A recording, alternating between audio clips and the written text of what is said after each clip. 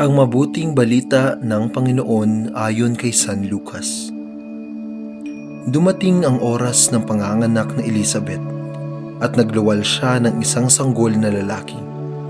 Nabalitaan ng kanyang mga kapitbahay at mga kamag-anak na siya'y pinagpala ng Panginoon at nakigalak sila sa kanya.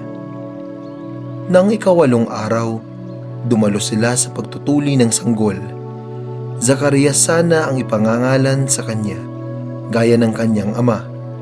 Ngunit sinabi ng kanyang ina, "Hindi, Juan ang ipangalan sa kanya."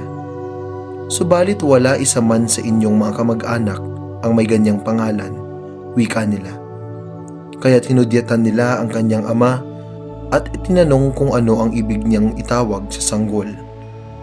Humingi siya ng masusulatan at sumulat ng ganito, "Juan ang kanyang pangalan," at namangha silang lahat. Pagdakay nakapagsalita siya at nagpuri sa Diyos. Natakot ang lahat ng kanilang kapitbahay. Ano pat naging usap-usapan sa buong kaburulan ng Judea ang mga bagay na ito. Pinakaisip-isip ito ng lahat ng nakaalam at ang kanilang tanong, magiging ano kaya ang batang ito? Sapagkat maliwanag na sumasa kanya ang Panginoon. Ang mabuting balita ng Panginoon. Pinupuri ka namin, Panginoong Hesukristo.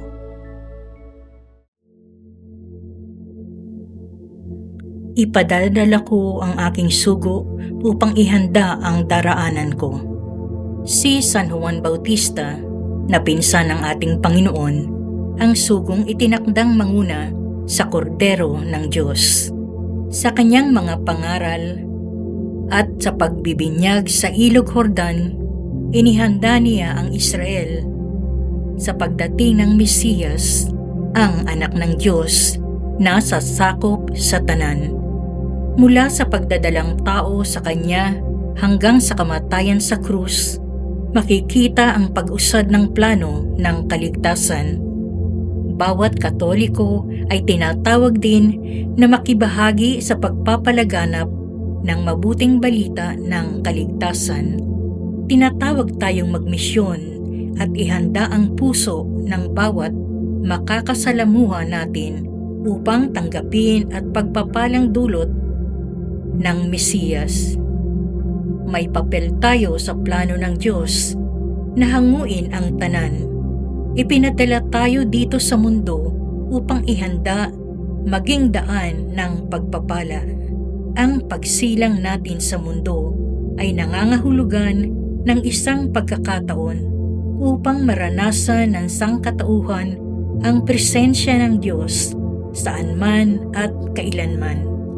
Maging bukas tayo sa tawag na ito at tanggapin ang hamon na maging daluyan ng pagpapala. Ibahagi natin sa ating pamayanan at sa ating parokya ang anumang biyayang ipinagkaloob sa atin. Ialay natin ang ating talent, oras, yaman at kakayanan sa paglilingkod sa ating kapwa.